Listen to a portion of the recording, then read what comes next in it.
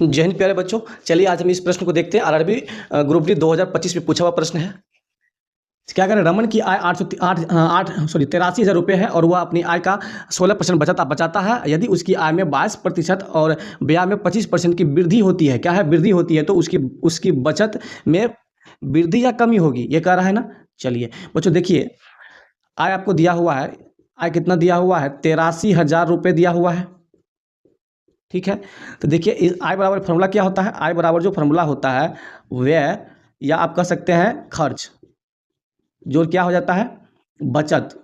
यानी बच्चों आप जो है ना खर्च और बचत को जोड़ देंगे तो इनकम निकल जाएगा। ठीक है, देखिए आप यहाँ कह रहा है बच्चों प्रतिशत, क्या है 16% का की बचाता है, मतलब परसेंटेज में बात कर रहा है बच्चों। आपको बताए हुए पिछले क्लास में, अगर परसेंटेज में बात करें तो 16% का मतलब क्या होता है कि 100 में से 16 रुपया। तो इसलिए बच्चों हम इसको मान लेते हैं कि ये आज जो मेरा होगा 100% होगा। ठीक है, 100 होगा, 100 मान लो डायरेक्ट। हाँ, तो बचाता कितना है 16%, 100 में 16% क्या था 16 रुपया हो जाएगा। बताइए ये जब कितना है 100 रुपया है, इसमें 16 रुपये बचाता है तो खर्च कितना करेगा, 84 रुपये का खर्च करेगा। इन दोनों को जोड़ेंगे, देखिए कितना आ जाता है, आ गया ना।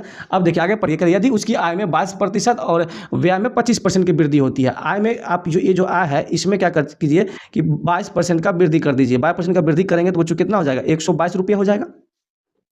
जब 122 रुपया हो जाएगा और 25% का है व्यय में, व्यय क्या है ये है, तो जो इसमें 25% जब वृद्धि करेंगे तो 84 का आप इसका जो है 25% जब निकाल कर जोड़ेंगे तो कितना हो जाएगा बाबू, 105 रुपये हो जाएगा। आप निकालेंगे देखिए 105 रुपये आएगा।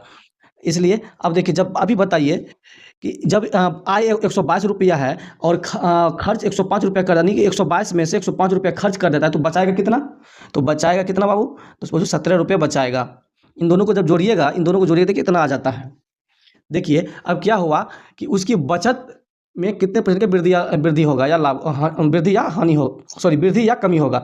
देखिए 16 रुपया है तो अब कितना का वृद्धि हो रहा है बच्चों, 1% का वृद्धि हो रहा है। तो जब 1% का बच्चों वृद्धि हो रहा है तो इसका मतलब क्या हुआ, जो आय है जो मेरा, इसमें जो है 1% का वृद्धि हो जाएगा। देखिए 1 दशमलव लगाइएगा तो 10% हो जाएगा, एक यहाँ दशमलव लगाइएगा तो इतना हो जाएगा, कितना हो जाएगा, इतना हो जाएगा 1%। यानी आप कह सकते हैं 1% बराबर क्या हो जाएगा, 830 रुपया। ठीक है, ये होगा ऑप्शन नंबर चला जाएगा ए। चूंकि बच्चों वृद्धि होगा, कमी नहीं होगा, इसलिए 1% का वृद्धि हो रहा है। ठीक है, चलिए जय हिंद।